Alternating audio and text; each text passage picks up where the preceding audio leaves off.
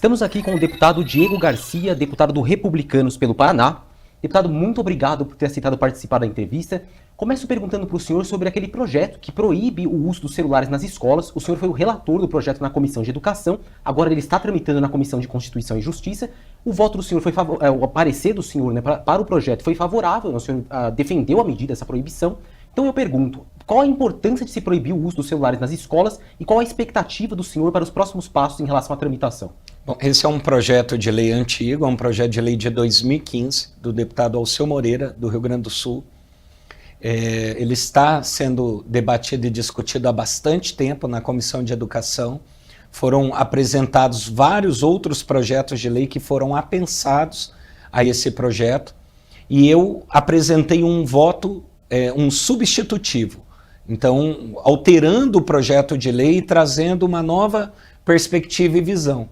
Tanto me manifestando sobre os demais projetos que foram apensados, como esse projeto principal.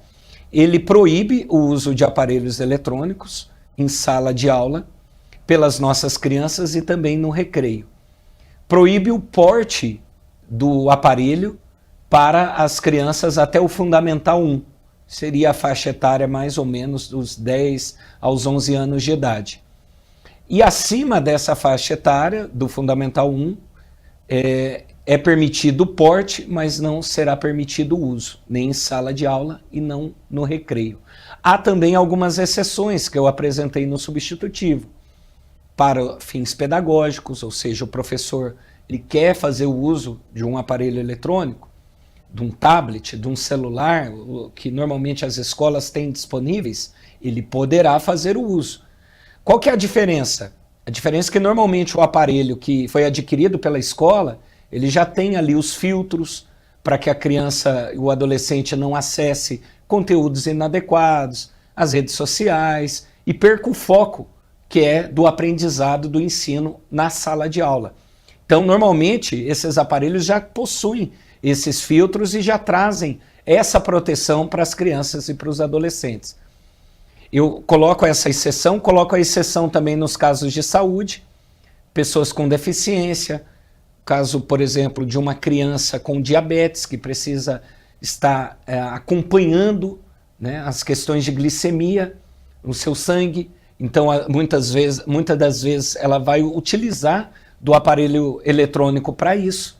Então, feitas essas exceções, fica proibido o uso. E trago algo novo também ao projeto de lei, que é pensando na saúde mental, física, das nossas crianças, adolescentes, dos profissionais na área de educação e das famílias, que é o apoio psicológico para essas crianças em sala de aula. O que acontece? Inclusive após a pandemia, né, que se agravou mais problemas relacionados à falta de concentração, depressão, ansiedade, casos de automutilação, suicídio, em decorrência do uso excessivo de tela, crianças que estão tendo acesso a conteúdos inadequados, conteúdos pornográficos. Teve uma pesquisa nos Estados Unidos recente que ela demonstrou que criança até 13 anos de idade que leva o celular para a escola, 50% estão consumindo conteúdo pornográfico nesse período, tendo acesso a conteúdo pornográfico nesse período. Ou seja, o celular ele está hoje, tem vários estudos demonstrando que ele está trazendo mais problemas à saúde física e mental das crianças do que soluções e apoio para elas. Então o projeto ele tem esse olhar e nós colocamos no substitutivo essa questão da saúde mental para que profissionais preparados, caso necessário, possam acompanhar essas crianças em sala de aula ou os próprios profissionais na área de educação. É comum você conversar com professores hoje e ouvir eles relatando que estão doentes, estão também com problemas de saúde mental. Então nós precisamos cuidar da saúde física e mental das nossas crianças e o projeto ele traz agora no meu substitutivo, eu trago esse olhar ampliado e é importante destacar que não é uma inovação o que o Brasil está fazendo. vários outros países, cidades desenvolvidas, que adotaram medidas pró-tecnologia, o uso de tecnologias em sala de aula, agora estão retrocedendo e voltando ao papel, ao livro, ao material impresso, a esse distanciamento das telas, justamente por conta dos problemas que as telas acabam trazendo quando utilizadas precocemente pelas nossas crianças e adolescentes. Quanto mais tempo na frente das telas, piores ficam as nossas crianças e adolescentes. E qual a expectativa do senhor em relação à tramitação? Deve ser aprovado ainda este ano na CCJ da Câmara, depois ele seguiria ainda para o Senado, correto? Ele pode ser aprovado, vai depender da presidente da comissão, né, em pautar ou não o projeto de lei, mas agora ele está contando o prazo de sessões para apresentação de emendas, se encerra na próxima semana esse prazo, e o relator daí ele pode já apresentar o seu voto e o projeto ficar pronto para ser votado no plenário da Câmara, no plenário da Comissão de Constituição e Justiça. Ele é conclusivo nas comissões, então, sendo votado na CCJ, ele vai direto para o Senado Federal. Perfeito. E no Senado o senhor acredita que tem o apoio suficiente já para que seja uma tramitação rápida e que aprove esse projeto? Teve uma repercussão muito grande do projeto nacionalmente, né? A imprensa, todos os veículos de comunicação divulgaram, repercutiram nas redes sociais, e tem uma mobilização de pais, das famílias, dos professores, em apoio à aprovação desse projeto de lei muito grande nacionalmente. Então, eu acredito que sim, que a tramitação ela deva ter uma prioridade no Senado por parte ali dos senadores e que deva avançar, pode ser aí aprovado pelo Senado ainda no primeiro semestre do ano que vem.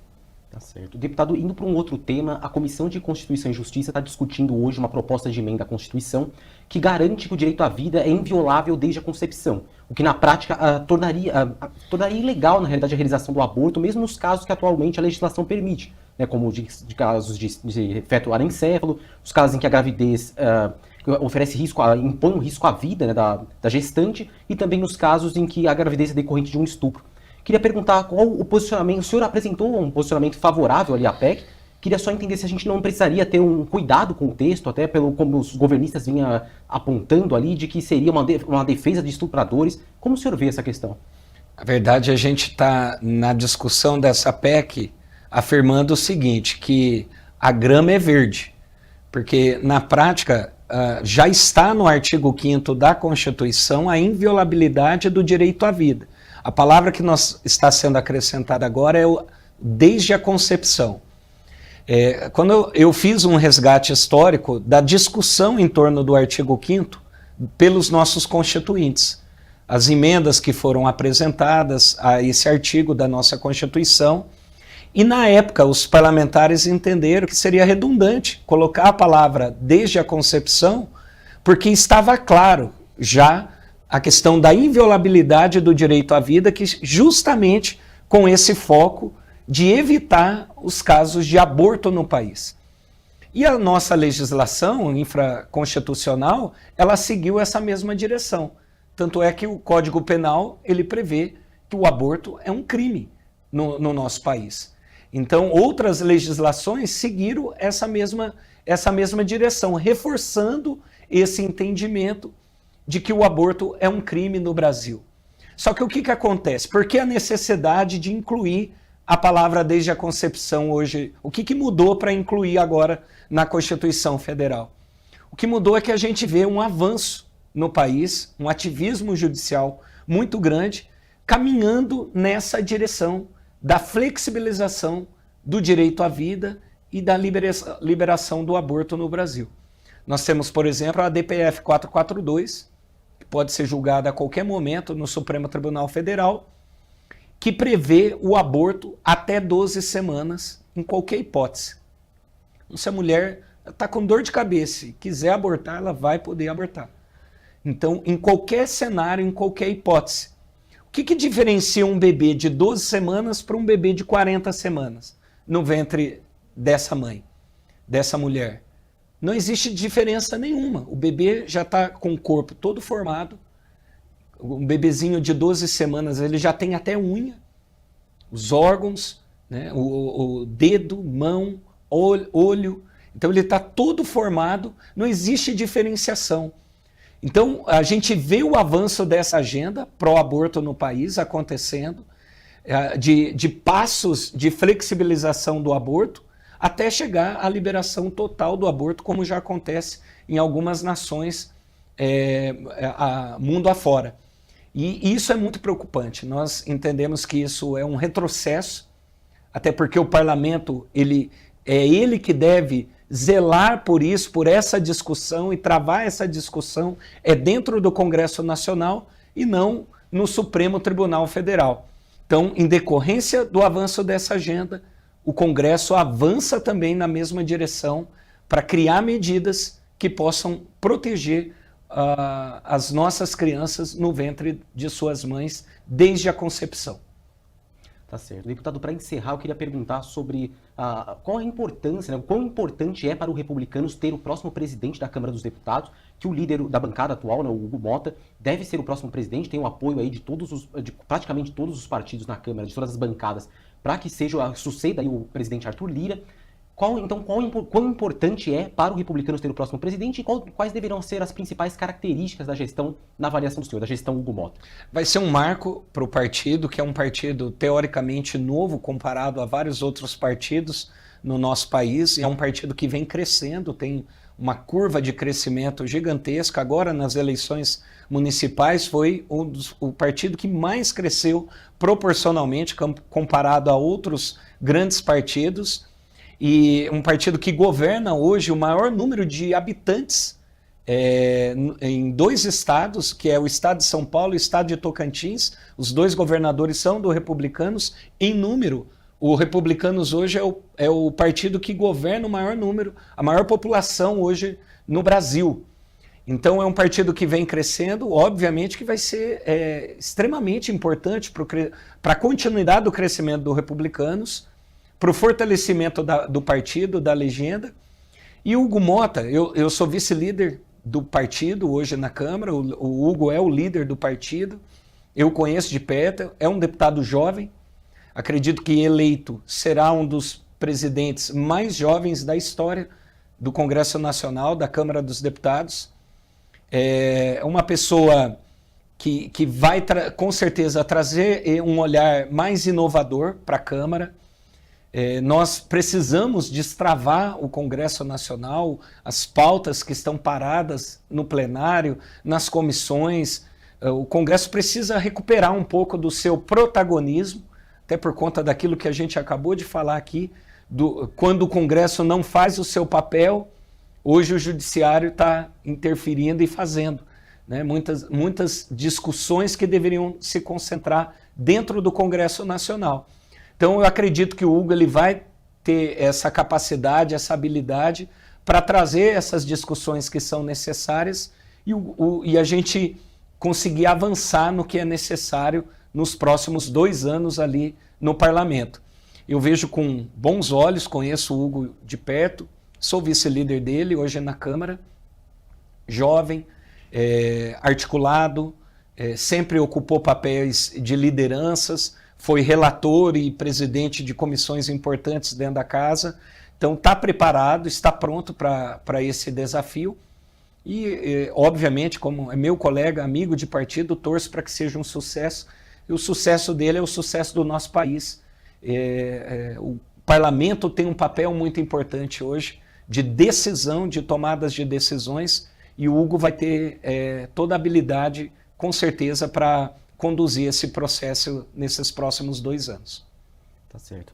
Encerramos aqui a entrevista com o deputado Diego Garcia, deputado do Republicanos pelo Paraná. Deputado, muito obrigado mais uma vez por ter aceitado participar e até a próxima oportunidade. Eu agradeço o convite da SBT para participar do programa. Deixo aí o convite para os telespectadores aí que nos acompanham pelas redes sociais também, acompanhem o nosso trabalho, nos siga nas redes sociais e conheça um pouco mais do meu trabalho lá no parlamento. Estou já no meu 3º mandato aí consecutivo como deputado federal e conto com a participação de toda a sociedade aí para sugerir, propor, trazer ideias também que possam contribuir com o nosso mandato como deputado federal.